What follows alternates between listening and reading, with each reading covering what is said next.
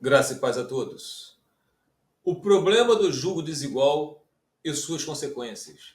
Jesus, conhecendo os seus pensamentos, disse-lhes: todo reino dividido contra si mesmo será arruinado, e toda cidade ou casa dividida contra si mesma não subsistirá.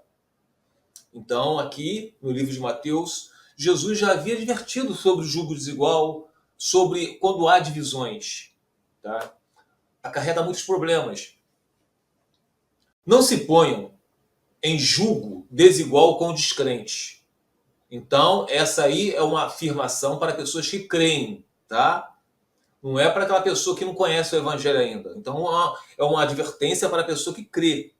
Não se ponham em jugo desigual com descrente. Então, é um crente com um descrente. Uma pessoa que crê, que entende os mandamentos do Senhor, entende? Então, mas aquela pessoa não entende.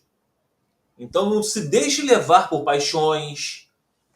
Estão entendendo, meus amados? Isso é totalmente literal, tá? Isso não cabe a gente entender outra coisa, não, como muitos fazem.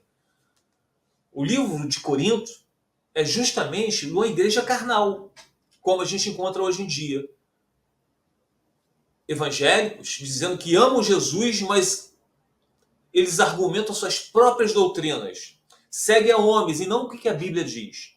Então, não se põe em julgo desigual com o descrente. É uma advertência de um crente para não errar.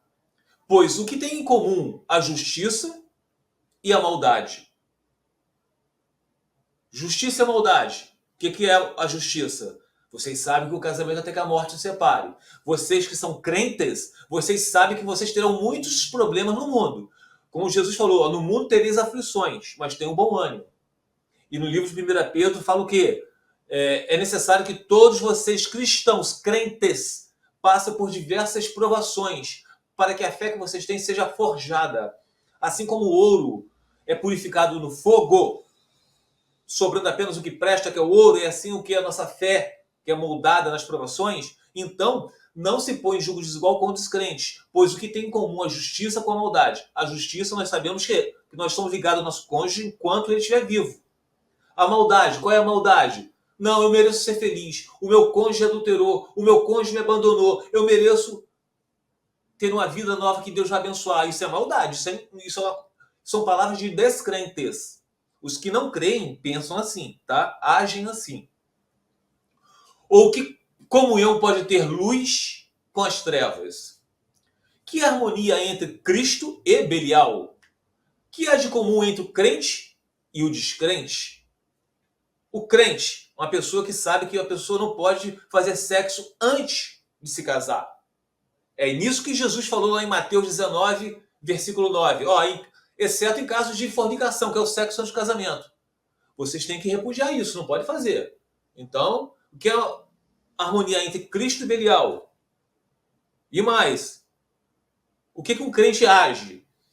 A gente sabe que a gente não pode se casar com a pessoa do mesmo sexo. Nós não podemos nos deitar com a pessoa do mesmo sexo. Isso é com práticas homossexuais.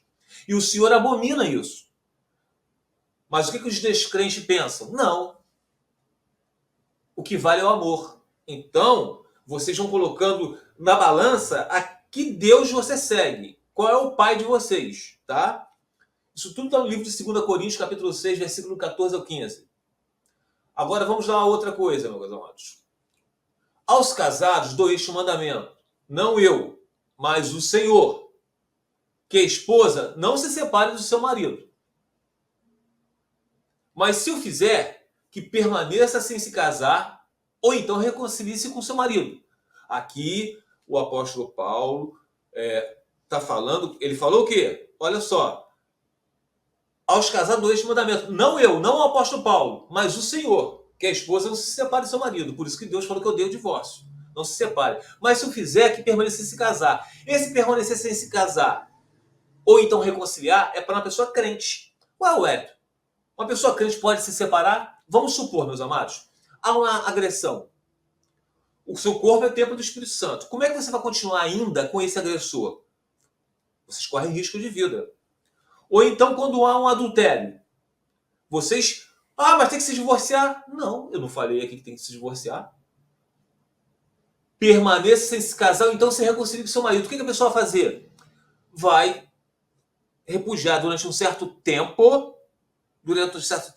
para que haja uma reconciliação no futuro. Porque quem é traído é um ser humano.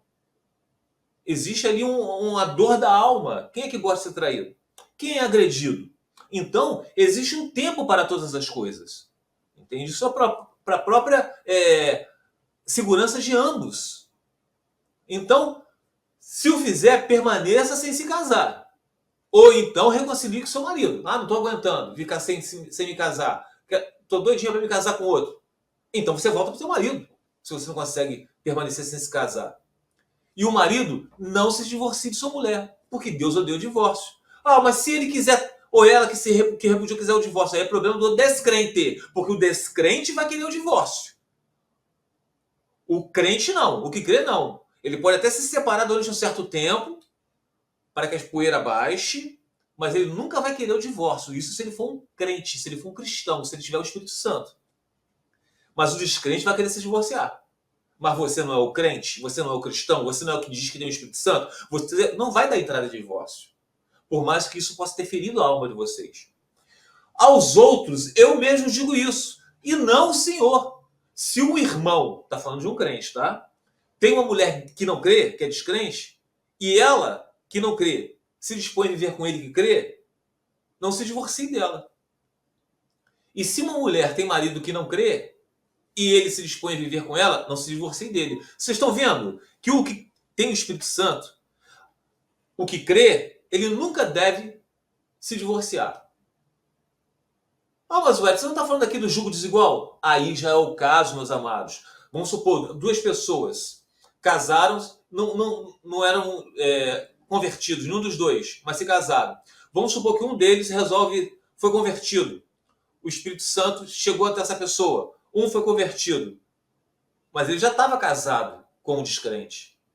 Deus não levou em conta o tempo da ignorância. Peça que todos se arrependam. Vocês vão se divorciar dele? Óbvio que não. Não acabou de falar ali que o crente não se divorcia do descrente, porque o crente ele santifica o descrente. Estão entendendo? Continuando aqui, ó. Pois o marido descrente é santificado por meio da mulher, e a mulher descrente é santificada por meio do marido. Se assim não fosse, seus filhos seriam impuros, mas agora são santos. Todavia, olha agora, preste atenção. Se o descrente separar-se, que ele se separe. Em tais casos, o irmão ou a irmã não fica debaixo de servidão. Servidão de quê, meus amados? De ir atrás dele. Servidão de quê? De ficar implorando para ele voltar. Se ele é um descrente, ele está com o coração endurecido. Ele não vai voltar por enquanto. O papel do cristão é interceder. A sua luta não é contra o descrente que resolveu ir. Não é contra a carne. E sim nas regiões celestiais. Se você realmente tem o Espírito Santo, o seu papel é interceder por esse descrente que se foi. O pai e o filho pródigo. O pai obrigou o filho pródigo a ficar? Não. Deu o dinheiro da herança dele. E ele foi. Se arrependeu, voltou. E o pai estava de braços abertos para recebê-lo. Isso, o pai e o filho pródigo, é uma ilustração de Cristo e a igreja. Ou vocês ainda não notaram isso? Você, mulher, como sabe se salvará seu marido? Ou você, marido, como sabe se salvará sua mulher que resolveu ir, que ela é uma descrente? Ela resolveu se divorciar. Porque vocês não têm poder para a salvação. Mas qual o poder que vocês têm? É entrar na brecha pelo casamento. Tá? Se não for o Senhor, o sentinela, será inútil. Se não for o Senhor que guarde a cidade, será inútil a sentinela. Então, você que é um crente, o Senhor está contigo. Então, o seu papel é interceder. Entretanto, cada um continue vivendo na condição que o Senhor designou de acordo com os chamados de Deus. Esta é a minha ordem para todas as igrejas. Eu coloquei uma observação aqui, ó. Qual o chamado de Deus, então? Resposta: aos casados dou este mandamento. Não eu, mas o Senhor. Que a esposa não se separe do marido. Esse é o chamado de Deus. O descrente resolveu se apartar? Então a esposa que é crente, ou o marido que é crente, ele vai fazer o quê? Ele não vai se separar, ele não vai procurar o divórcio. Deixa que ele, por ele ser um descrente, ele que resolva essas coisas. Mas se o fizer, que permaneça sem se casar. Ou então reconcilie-se com o seu marido, e o marido não se divorcie de sua mulher. Esse é o chamado de Deus para as pessoas. Qual foi o chamado de Deus para os solteiros? Que não se deitam como se fosse marido e mulher. Ah, eu estou subindo pelas paredes, eu quero fazer sexo. Então você se casa. Se você se casando, você não está pecando. Também, se você se casar, não pode deixar de fazer sexo com o seu cônjuge, porque aí também é pecado. Mas se casou, é até que a morte se separe. Me prova isso. Então vamos lá. Provar agora. 1 Coríntios capítulo 7, versículo 39. A mulher está ligada ao seu marido enquanto ele viver. Mas se o seu marido morrer, ela estará livre para se casar com quem quiser, contanto que ele pertença ao Senhor. Amados, é o seguinte. Casou. Ah, Wellington, estou casado. Mas houve o adultério. O meu cônjuge me traiu. Eu entendo que isso dói. Qual é o papel? Eu estou falando isso para cristão, tá? Isso aqui, 1 Coríntios capítulo 7, versículo 39, é para cristão. É para quem é quente. E não para quem é morno ou frio. Que o pior que existe é o morno. Tanto é que Jesus falou que vou vomitar-te-ei da minha boca. Sabe quem é o morno? É o que se diz cristão e diz que no caso de adultério, no caso de abandono, vocês podem se divorciar e casar com outro. Esses são os mornos que Jesus falou que vou vomitar-te-ei da minha boca. Tá? Então, meus amados, você casou, é até a morte separe. Ah, mas ele, o Edson, você não está entendendo. Ele adulterou e resolveu sair de casa. Me deixou sozinha. Me deixou sozinho. Eu vou viver o resto da minha vida sem a pessoa. E quem te falou que você vai viver o resto da vida sua sem a pessoa? Qual o papel seu? Interceder pelo descrente. A sua luta não é contra o seu cônjuge traidor. É contra Satanás e a sua legião de demônios. A sua luta é espiritual e não é carnal. Tá bom? Fica os irmãos na paz do Senhor Jesus.